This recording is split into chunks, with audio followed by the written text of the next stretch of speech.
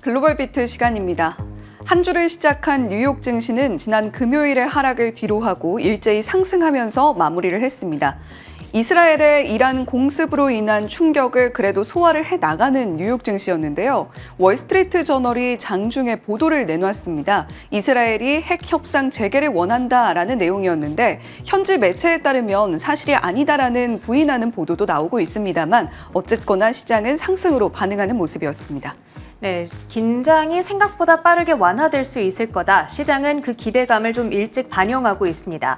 다만 아직까지 안심하긴 좀 이른데요. 구체적인 시장 상황 함께 보시죠. 일단 3대 지수입니다. 나스닥 지수가 1.5% 전일 하락 이후에 오늘 반등에 성공을 했습니다. 19,700포인트 선 탈환을 하고요. S&P 500 지수 역시 1% 가까운 상승으로 진행이 됐습니다. 오늘도 양국 간의 보복전은 지속이 됐습니다. 이란은 이스라엘에 이 미사일 폭격을 이어갔고요. 반대로 이스라엘은 이란 내 군사 목표물을 타격하는 등 지금 보복전이 중단될 기미가 보이지 않습니다. 그럼에도 불구하고 시장에서 이렇게 완화에 대한 기대감이 나오는 건 이란이 중재국을 통해 이스라엘의 협상 의사를 전달했다. 이런 몇몇 외신 보도가 전해졌기 때문입니다. 이 보도가 나오면서 국제유가가 장중에 4%까지도 마이너스 폭을 확대하기도 했습니다. 그리고 지수도 그때를 기점으로 상승 탄력을 한층 확대하는 양상이 나타났습니다. 지금 이란은 트럼프 대통령에게 핵 협상 재개에 대한 의사를 전달함과 동시에 이스라엘의 공격을 막아주십시오. 우회적으로 촉구를 하고 있는 거라고 우리가 해석을 해야겠는데요. 트럼프 대통령은 이에 대해서 어떤 입장을 내놨는지 영상으로 함께 만나보시죠. From the Iranians? They'd like to talk, but they should have done that before. I had 60 days, and they had 60 days, and on the 61st day, I said, "We don't have a deal. They have to make a deal," and it's painful for both parties. But I'd say Iran is not winning this war, and they should talk, and they should talk immediately before it's too late. And what would you say, in your opinion, what would it take for the U.S. to get involved in this conflict militarily? I don't want to talk about that. 이란이 진작에 협상을 했어야 된다. 그러면서 조금 늦었다는 뉘앙스를 풍기고 있습니다. 그리고 이스라엘의 네타냐후 총리 역시도 이란이 핵과 미사일을 제거할 때까지는 군사작전을 지속하겠다는 입장을 밝힌 상황이죠. 따라서 당분간은 계속해서 충돌이 이어질 가능성을 우리는 염두에 둬야겠습니다. 시장에 대해서 보수적인 목소리도 지금 나오고 있습니다. RBC 캐피털 측에서는 중동 분쟁이 장기화할 경우 미국 증시에 부정적이고 최악의 경우에는 지수가 4월 저점까지 떨어질 수 있겠다고 얘기를 했습니다. 그렇다면 S&P 500을 기준으로 25% 가까운 하락을 워스트 케이스 시나리오로 내다보고 있다는 점까지 체크를 해봐야겠고요.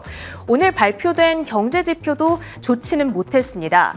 뉴욕주의 제조업 활동을 측정하는 경제 지표죠. 엠파이어 스테이트 이 6월 마이너스 16으로 발표가 됐습니다. 마이너스 숫자는 경기 위축을 의미하게 되고요. 시장에서 예상한 마이너스 6보다도 훨씬 더 안 좋게 나오게 된 겁니다. 넉 달 연속 위축세를 보이게 된 것인데 관세로 인해서 투입 가격이 상승하고 무역 전쟁에 대한 불확실성이 지속된다는 점이 기업들로 하여금 이 어떤 상황을 위축하게 하고 있다. 이런 해석이 가능하겠습니다. 히트맵을 열어서 전반적인 섹터와 종목별 분위기도 확인해 보시죠. 시총 상위주 가운데서는 오늘 메타가 2.8%의 상승으로 가장 아웃퍼폼하는 움직임, 엔비디아와 아마존 역시도 2% 가까이 상승권을 지켜냈습니다.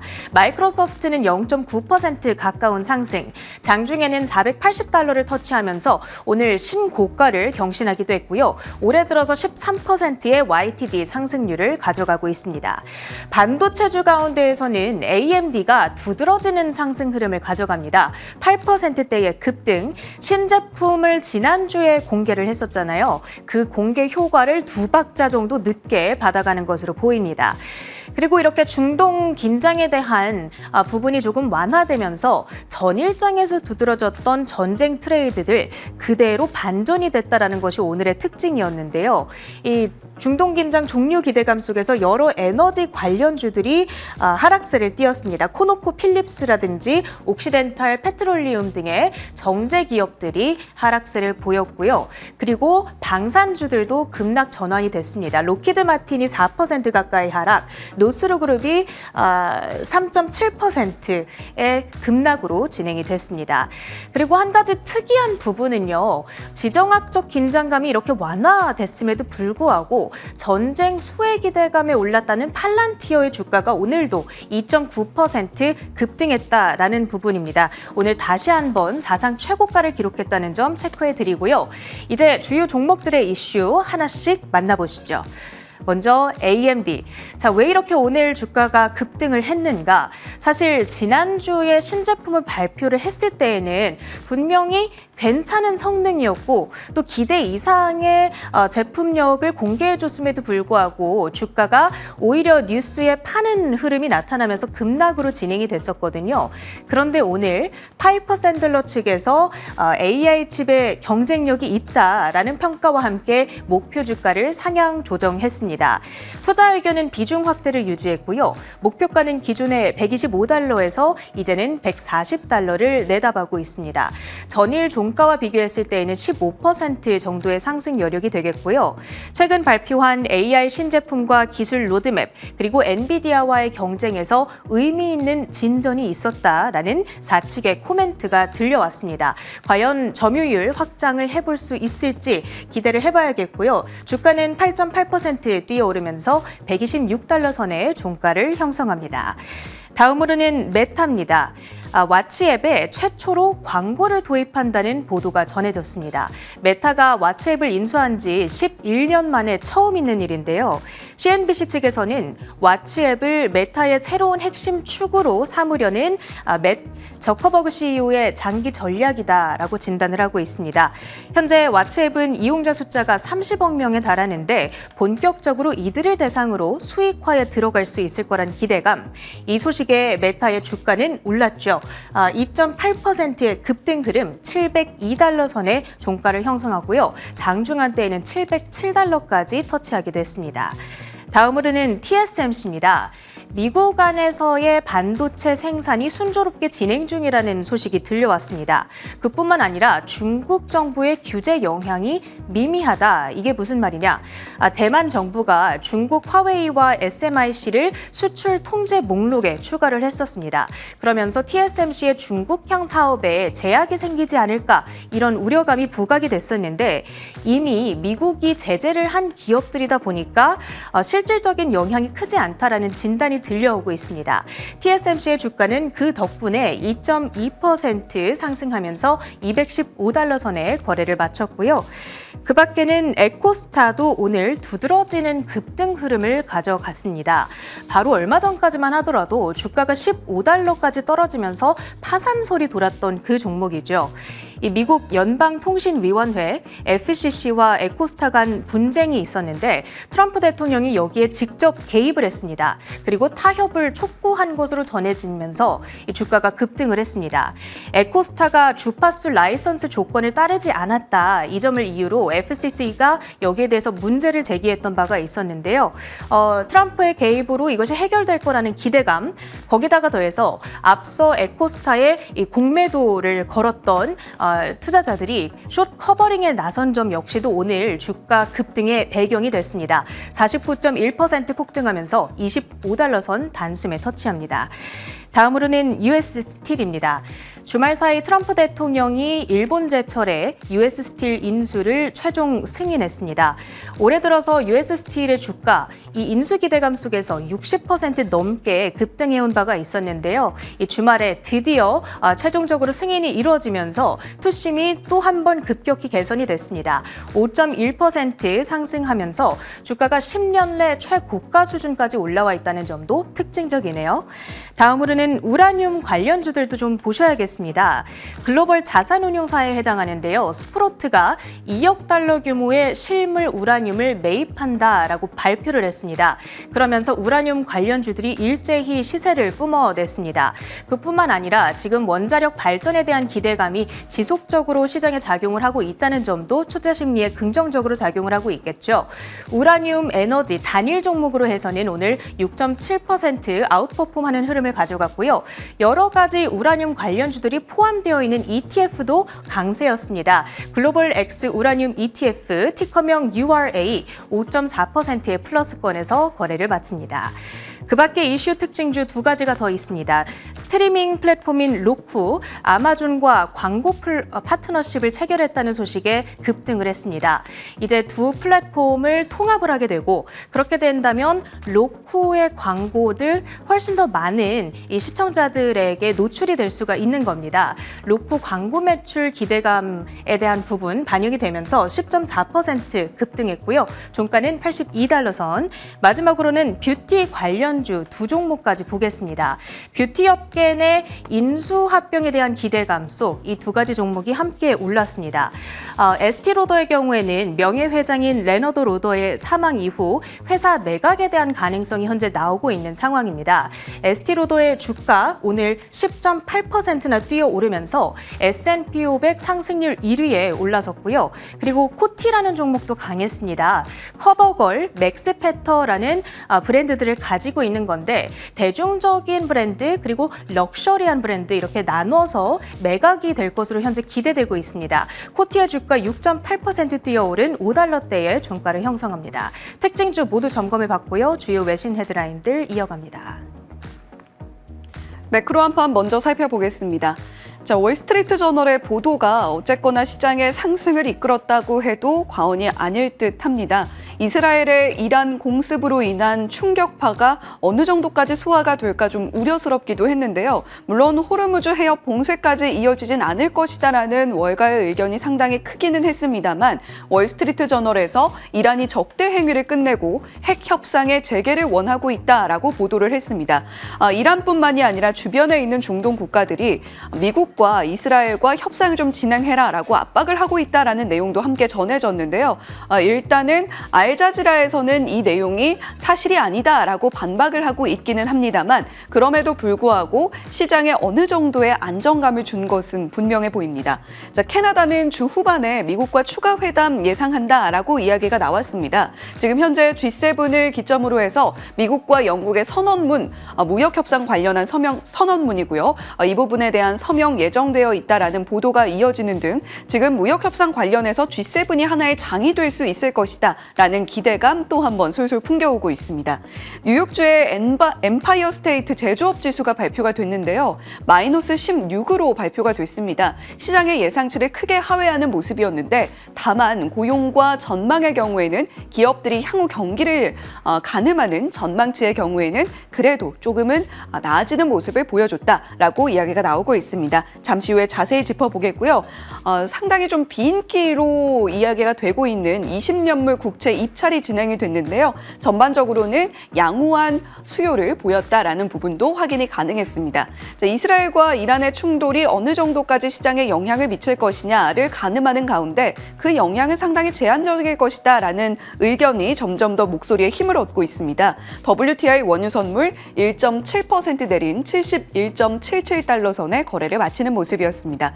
뉴욕주의 엠파이어 스테이트 제조업 지수 먼저 살펴보시죠. 전반적으로는 마이너스 16이기 때문에 숫자 자체로는 긍정적이라고 보긴 좀 어렵습니다. 시장의 예상치가 마이너스 5.9였고요. 전월치는 마이너스 9.2로 발표가 되면서 전월치와 예상치 모두 하회하는 모습을 보여줬는데요.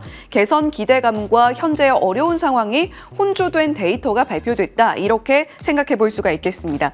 신규 주문의 경우에는 21.2포인트나 급락하는 모습을 보이면서 마이너스 14.2, 구매 가격 지수, 그러니까 기업들이 투입하는 비용의 경우에는 12.2포인트 역시 급락으로 46.8로 나타났습니다. 둘 다 내림세를 나타냈습니다만 신규 주문이 줄어든 것은 좀 부정적으로 볼 수 있어도 투입 비용이 줄어들었다라는 것은 그래도 긍정적으로 해석을 해볼 수가 있겠죠. 수치 가격 지수 판매가의 경우에는 3.7포인트 아주 큰 폭은 아닙니다만 오름세를 나타내면서 그래도 판매가를 조금씩 기업들이 올리고 있구나라는 것에 가늠할 수가 있었고요. 향후 6개월에 대한 전망치를 기업이 서베이를 했던 미래활동의 경우에는 23.2포인트 급등하는 모습을 나타냈습니다.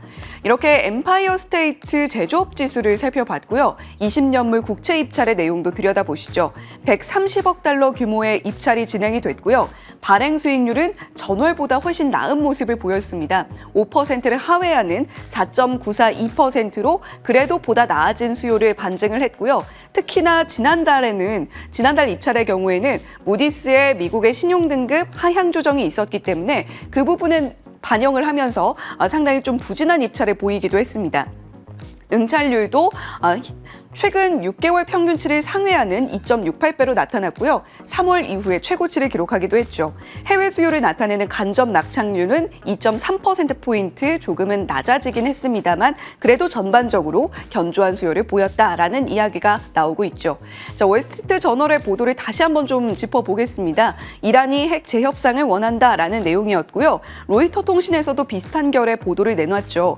이란이 카타르, 사우디, 오만 등과 함께 미국과 이스라엘에 즉각 휴전을 요청하고 있다라는 보도가 나왔는데요. 아직까지 사실관계 확인은 조금 더 면밀히 살펴볼 필요가 있겠습니다만 시장에 아주 큰 충격파를 미치진 못할 것이다. 이런 전망들 나오고 있습니다. 자, 그런 가운데 이번 주에는 또 FOMC 예정이 되어 있습니다. 다음 장 이어서 살펴보시면요.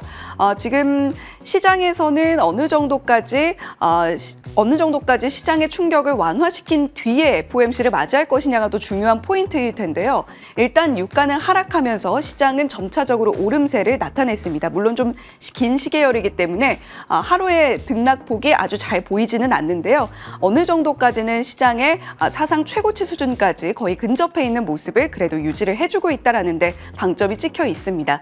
자, 그렇다면 지금 시장 참여자들은 이번 FOMC 어느 정도까지 베팅을 하고 있을까 좀 들여다보겠습니다. 6월은 사실 거의 동결이 우세한 상황 속에서 점도표에 조금 더 주목을 해보자.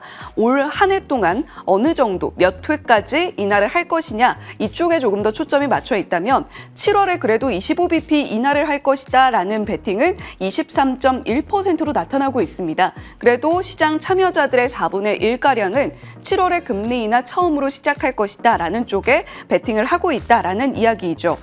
지금 연준이 머릿속이 굉장히 복잡할 겁니다. 국채금리라던가 여러 가지 부채 상황도 확인을 해야 될 텐데 이런 상황들을 어떻게 좀 타개해 나갈 수 있을 것이냐 그리고 이번 주에 점도표가 어떻게 발표될 것이냐 이 부분에 초점을 맞추고 FOMC 지켜보시면 좋겠습니다.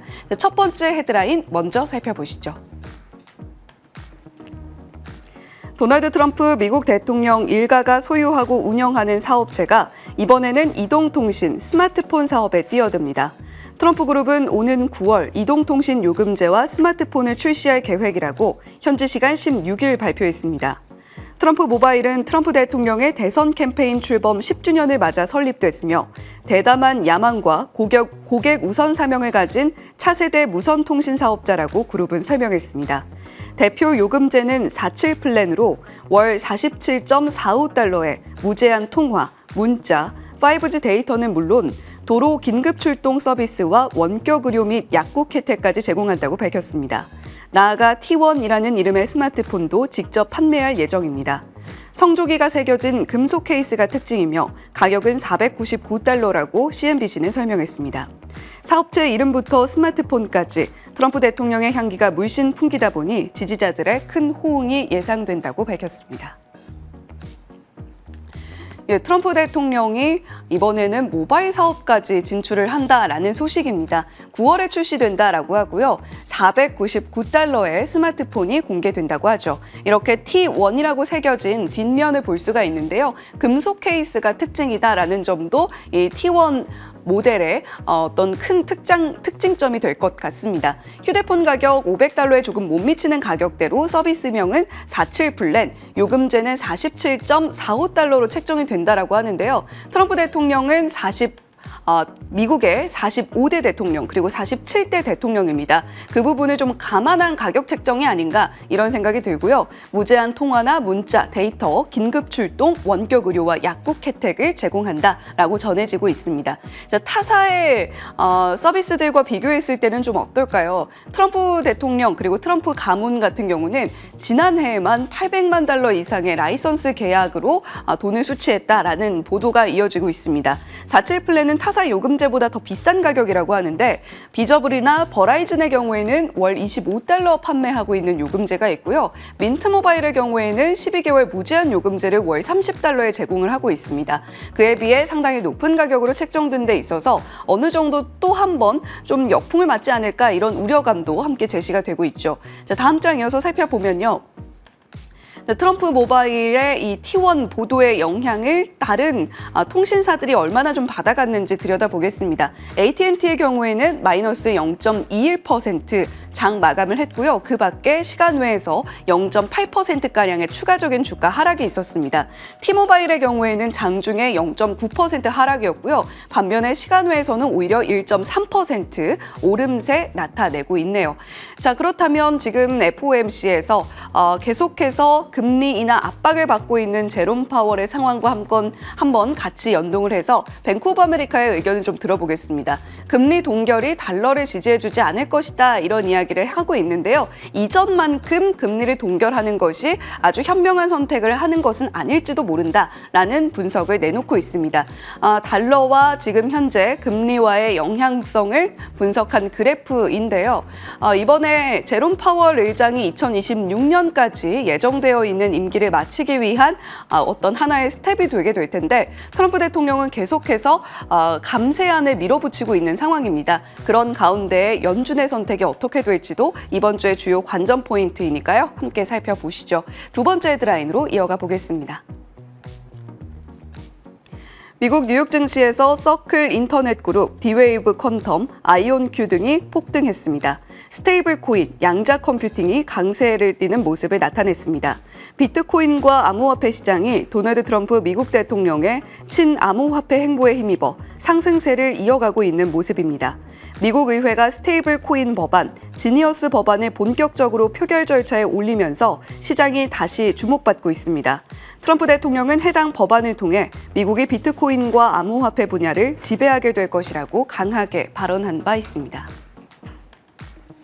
서클 인터넷 그룹의 주가 추이를 들여다보죠. 올 4월에 IPO를 진행을 한 서클 인터넷 그룹입니다. 미국 국채와 연동이 되고 있는 스테이블 코인을 실질적으로 발행하는 발행사로 지금 시장에서 큰 주목을 받고 있는데요. 올 한 해 동안 387.29% 상승세를 그리고 있는 모습입니다. 4월에 상장했다라는 점을 감안한다면 굉장히 빠른 시간 안에 폭등세를 이어가고 있는 모습이고요.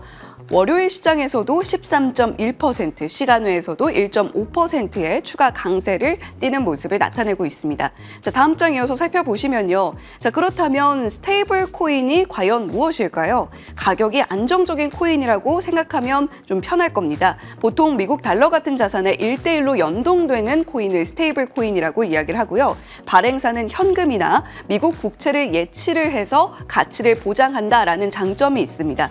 그러니까 물론 비트코인의 가격 등락이 아주 심하진 않더라도 어쨌거나 그날 시세 변동이 있기 마련인데 이런 비트코인처럼 가격 변동성이 크지 않고 디지털 달러처럼 쓸 수 있다는 것이 장점이 되겠습니다. 코인 생태계가 커질수록 미국이 누릴 수 있는 것이 무엇이길래 지니어스 법안을 강력하게 추진하고 있는 걸까요? 달러 패권을 유지하기 위함이 첫 번째 목적이고요. 두 번째로는 낮은 금리로도 미국이 정부 부채를 끌어당길 수 있다라는 구조 확보에 초점이 맞춰져 있다. 이렇게 생각을 해볼 수가 있겠습니다. 자, 그렇다면 지니어스 액트 일단 6월 17일 통과 여부가 주목되고 있는 가운데 일단은 초당적인 지지를 받고 있다라고 합니다. 스테이블 코인을 발행을 하려면 달러나 미국 국채를 반드시 준비금으로 마련을 해야 되고 이렇게 전 세계가 쓰는 코인을 달러 기반으로 고정시켜 놓겠다라는 포석이 지니어스 액트에 담겨 있는 내용입니다. 스테이블 코인에 대한 수요가 늘어나게 된다면 결국 미국 국채에 대한 수요가 늘어나게 되는 것일 텐데 시티에서는 2030년까지 스테이블 코인 발행사가 1조 2천억 달러어치의 미국 국채를 사게 될 것이다. 이런 전망을 내놓기도 했죠. 자, 다음 장 이어서 살펴보면요. 이 지니어스 액트까지 살펴봤는데 어쨌거나 스테이블 코인에 대한 관심도가 높아지는 상황 속 기업들도 가만히 있지 않습니다. 쇼피파이 같은 경우는 전 세계 판매자를 대상으로 USDC 스테이블 코인 결제 지원을 발표했고요. 알리바바의 N2그룹도 홍콩에서 스테이블 코인 발행을 허가하는데 신청을 하고 있는 상황입니다. 월마트와 아마존도 월스트리트 저널 보도를 통해서 자체 코인 발행을 고려하고 있다고 하니까요. 스테이블 코인이 시장을 바꿀 수 있을지 그 판도 변화와 이 지니어스 액트의 통과 여부 주목해서 살펴보시면 좋겠습니다. 글로벌 빅데이터였습니다.